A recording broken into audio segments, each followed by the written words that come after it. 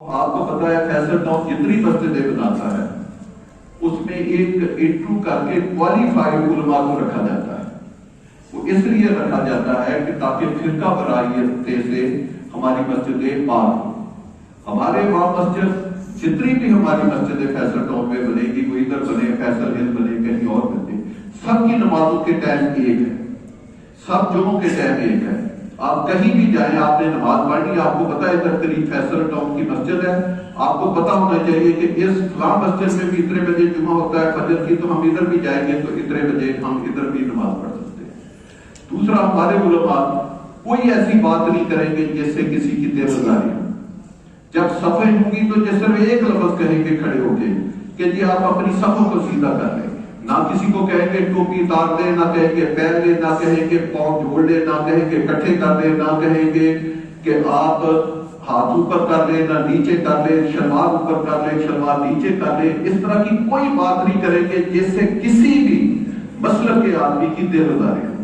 لہذا یہ جو مسجدیں ہیں اس میں کسی بھی وقت با فکر کے لوگ آ کر اپنی جو ہے وہ نماز پڑھ سکتے ہیں، کیونکہ جب ہمارا اللہ ایک ہے، ہمارا قرآن ایک ہے، ہمارے نبی علیہ السلام بھی ایک ہے، تو پھر نماز بھی تو نبی علیہ السلام کے طور پہ بھی تو سارے ایک ہی نماز پڑھتے رہے. تو اب کیوں نمازیں مختلف ہیں؟ تو لہذا یہ جو مسجد ہے یہ امن کی جگہ ہے، یہ اللہ کا گھر ہے. تو اس میں سب لوگ جو ہے وہ اپنا فرقہ واریت سے پاک ہو کر آپ اس مسجد میں آئیں، آپ سکون سے نماز پڑھیں. اور پھر ہمارے علماء جو ہے فجر کی نماز میں ہم پہلی کوشش کرتے ہیں کہ جو پہلی رکعت ہے اس میں سورت تھوڑی سی لمبی پڑھے، جو مغرب ہے اس میں تھوڑی سی لمبی پڑھے، جو عشاء ہے اس میں تھوڑی سی لمبی پڑھے، جو جمعہ ہے اس میں تھوڑی سی لمبی پڑھے. لیکن جو باقی نمازیں ہیں، ظہر ہے، عصر ہے، یا اس کی سیکنڈ رکھتے ہیں، اس میں چھوٹی سورت پڑھے اور جو ہی سلام پھیرے 1 منٹ میں دعا کریں، لا کے لوگ فرض پڑھے جن کو کام ہے وہ اپنے گھروں میں جائیں. یہ نہیں ہے کہ علماء حضرات ادھر آپ کو 2 گھنٹے بٹھا کے رکھیں گے. 5 منٹ میں آپ فرض ادا کر سکتے ہیں اور اپنے گھروں میں جا سکتے ہیں. اس کے بعد آپ نفل پڑھیں، اس سے پہلے آ کر آپ سنتے پڑھیں، قرآن پڑھیں یا حدیث پڑھیں. تو انشاءاللہ تعالی ہمارے جو علماء ہیں وہ آپ کے بچوں کو قرآن بھی پڑھائیں گے، حدیث کا علم بھی دیں گے. یہ مسجدیں آباد کرنا میری آپ دوستوں سے درخواست ہے کہ آپ کی ذمہ داری ہے. یہ مسجد ہم نے اپنے وسائل سے بنائی ہے، لیکن اگر اس مسجد پہ کوئی 1 روپیہ ابھی بھی دینا چاہے تو ہمیں کوئی اس پہ اعتراض نہیں ہے. پتہ نہیں کس کے پیسے سے اللہ یہ اتنی بڑی جو ہم نے اپنی طرف سے ایک کاوش کی، اللہ اس کو قبول فرمائے. ہم نے جو ابھی ہمارے مفتی صاحب جو خطاب کر رہے تھے، یہ مفتی عزیز صاحب ہیں. ہم نے ان کو یہ کوالیفائڈ جتنے بھی عربی کورس ہوتے ہیں یا جو بڑے بڑے کورس ہیں، کیونکہ مجھے اتنی بات کا تو نہیں پتا، جو پاکستان میں ہائیسٹ جو ایک ڈگری ہوتی ہے وہ ان کے پاس ہے. تو ہم نے ایک انٹرو کر کے، جب یہ خود آپ کسی وقت پوچھ لیں کہ جب 5 آدمی ہزاروں میں سے یا 100 میں سے 5 آدمی آئے تو ہم نے بھی یہ دیکھا کہ ذات کون سی ہے، اس کا علاقہ کون سا ہے، یہ کہاں کے رہنے والے. ہم نے ان کا میرٹس دیکھا اور میرٹس میں ان کو اس مسجد میں تعینات کیا.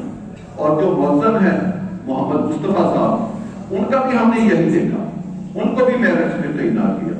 تو انشاءاللہ تعالی جب اس طرح کے علماء جو کسی میرٹ پہ آئے ہوں گے تو وہ آپ کو اللہ اور نبی علیہ السلام کی جو اللہ کے قرآن اور نبی علیہ السلام کی سنت کے مطابق آپ کو یہ مسئلے بیان کریں گے.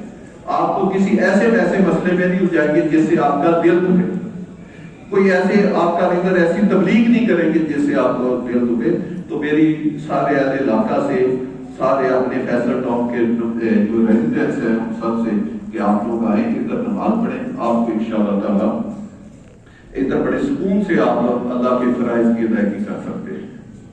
اب میں 1-2 باتیں اور کروں گا کہ یہ جو مسجد ہے یہ آپ کو پتا ہے کہ میں نے اپنی والدہ کے نام پہ بنائی ہے. اس سے پہلے جو جامع مسجد سعید ہے وہ میرے والد صاحب کے نام پہ بنی ہے.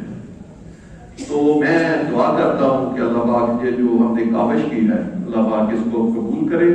اور اس کاوش کے نتیجے میں میرے والد صاحب اور میری والدہ، پھر جو میرے بہن بھائی بیٹھے ہیں، انہوں نے بھی دن رات اس مسجد میں کیا.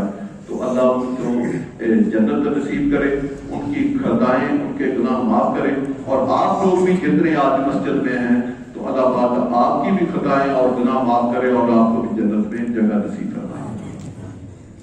ماں کے بارے میں 2-3 چیزیں بتانا چاہتا ہوں۔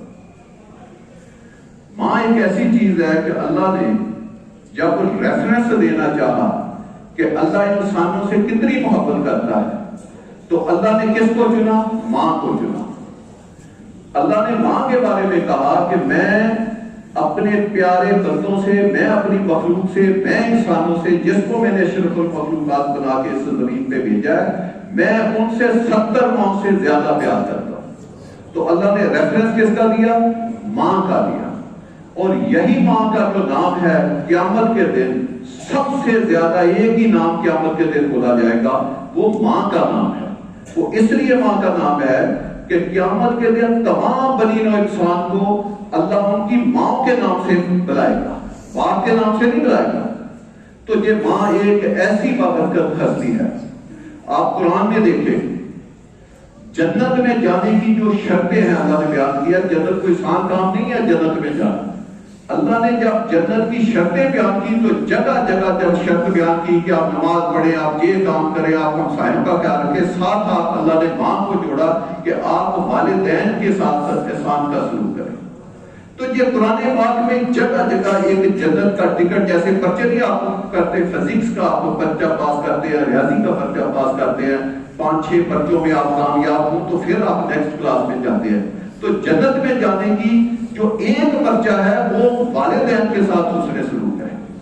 اور یہ یاد رکھیں کہ جو ماں باپ کی خدمت ہوتی ہے وہ اس کی جائیداد، روٹی روزی یا اس کے ایسٹ، اس کی مال و متاع کو دیکھ کے نہیں کی جاتی، یہ اللہ نے فرض کی ہوئی ہے۔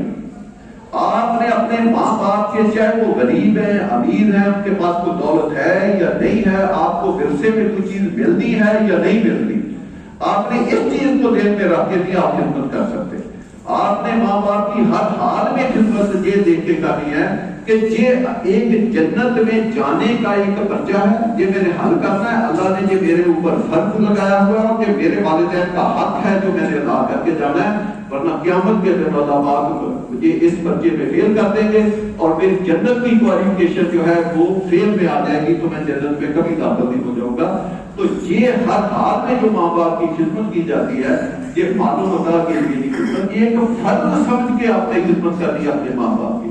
تو جن کے ماں باپ زندہ ہے، آپ لوگوں کے پاس ابھی بھی موقع ہے کہ آپ اپنے ماں باپ کی ابھی بھی بڑی خدمت کر سکتے ہیں۔ یہ بڑے خوش نصیب لوگ ہیں جن کے ابھی بھی ماں باپ زندہ۔ میرے والد آج دنیا میں نہیں ہے، میری والدہ ہے، یہ میرے لیے بڑی سعادت کی بات ہے۔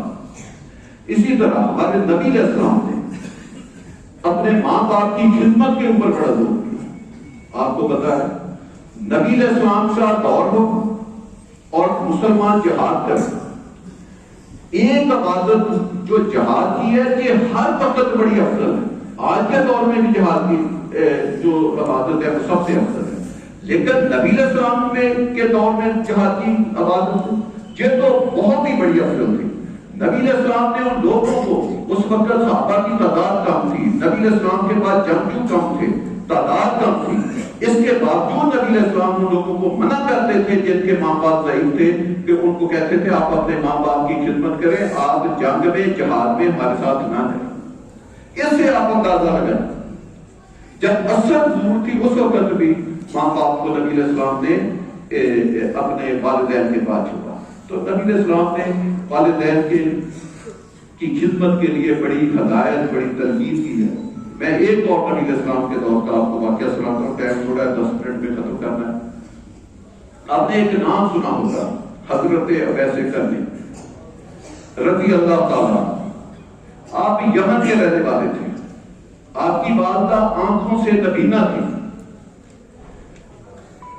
آپ کی والدہ اور حضرت ویسے کرنی رضی اللہ تعالیٰ عنہ کو نبی علیہ السلام سے انتہا بے انتہا کی محبت تھی، آپ کی سوچ سے زیادہ محبت تھی۔ زندگی میں آپ یاد رکھیں کہ نبی علیہ السلام کو، جو ہمارے پیارے نبی حضرت محمد صلی اللہ علیہ وسلم ہے، جو آخری نبی ہے، ان کو ایک مسلمان ہو کے دیکھنا یہ اس روئے زمین میں سب سے بڑی عبادت اور سب سے بڑی سعادت کی بات ہے۔ اس سے بڑی بات اس دنیا میں اور کوئی نہیں ہے۔ میں اگر مسلمان ہوں میں اپنے نبی کو اپنی آنکھوں سے، اسلام کی آنکھوں سے، مسلمان کی آنکھوں سے دیکھوں تو میرے لیے اس سے بڑھ کر نہ تو دنیا میں دولت ہے، نہ تو دنیا میں اور کوئی نیکی ہے. یہ سب سے بڑی عبادت، سب سے بڑی سعادت کی بات یہ ہے. تو جو حضرت ویسے کرنی تھے وہ یمن میں رہتے تھے. ان کی ماں ضعیف تھی اور آنکھوں سے نبینا تھی. ان کی ماں کے دل میں بھی نبی اسلام کے بارے میں بڑی محبت تھی اور حضرت ویسے کرنی کے دل میں بھی نبی اسلام کے بارے میں بڑی محبت تھی. لیکن انہوں نے کبھی نبی اسلام کو دیکھا نہیں تھا. کیوں نہیں دیکھا تھا؟ کہ وہ اپنی ماں ضعیف کو چھوڑ کے مکہ یا مدینہ نہیں جا سکتے تھے. تو ایک دفعہ حضرت ویسے کرنی نے بڑی ضد کی والدہ سے کہ مجھے ایک دن کی صرف مہلت دے. تو والدہ نے اپنے بیٹے کو ایک دن کی مہلت اس شرط میں دی کہ آپ لازمی ایک دن کے بعد واپس آئیں گے. تو حضرت ویسے کرنی، آپ کو پتا ہے ریگستان کا علاقہ تھا، بڑی مشکل حالات میں، پانی بھی کم، ریسورسز بھی کم، کھانا بھی نہ، وہ نبی علیہ السلام کی زیارت کے لیے مدینہ شریف گئے. جب آگے گئے تو نبی علیہ السلام نہ مسجد میں تھے نہ گھر میں تھے. وہ کہیں باہر پہاڑوں میں عبادت کے لیے یا کسی کام کے لیے گئے تھے. اب وہ ماں کا حکم تھا کہ 24 گھنٹے میں واپس لوٹنا ہے. تو حضرت ویسے کرنی نبی علیہ السلام کے گھر پیغام دے کے آگے کہ جی کہ نبی علیہ السلام آئے تو ان کو بتانا کہ یمن سے ایک آپ کا چاہنے والا، ایک عاشق رسول اب ایسے کرنی آئے تھے. تو نبی علیہ السلام جب واپس آئے تو نبی علیہ السلام نے ان کو آ کر کیا کہا کہ جو حضرت بتایا گیا کہ حضرت ویسے کرنی یمن سے آئے تھے. تو انہوں نے کہا وہ میرا بھائی تھا. اندازہ کریں نبی علیہ السلام اس کے بارے میں کیا کہتے ہیں. وہ نبی علیہ السلام نے کہا کہ وہ میرا بھائی تھا. مجھے جس طرف حضرت ویسے کرنی جا رہے ہیں مجھے اس طرف سے خوشبوئیں آ رہی ہیں. آپ کو پتا ہے نبی علیہ السلام نے یمن کے بارے میں بڑی دعائیں کی تھی. ان کی خوشحالی کے لیے، ان کے ایمان کے لیے نبی علیہ السلام نے بڑی دعائیں کی. تو نبی علیہ السلام نے ان کو بھائی کہا اور اپنے صحابہ کو کہا کہ اگر کبھی زندگی میں آپ کی ویسے کرنی سے ملاقات ہو تو آپ نے ان سے اپنے لیے دعا کرانی ہے. ایسا اللہ نے ان کو درجہ دیا. تو ایک میں اور چھوٹا سا واقعہ آپ کو حضرت ویسے کرنی کی محبت کا بتاتا ہوں. تھوڑی سی لمبی بات ہو جائے گی لیکن میں آپ کو سناتا ہوں. نبی علیہ السلام نے اسلام کے فلاح کے لیے خط لکھے تھے.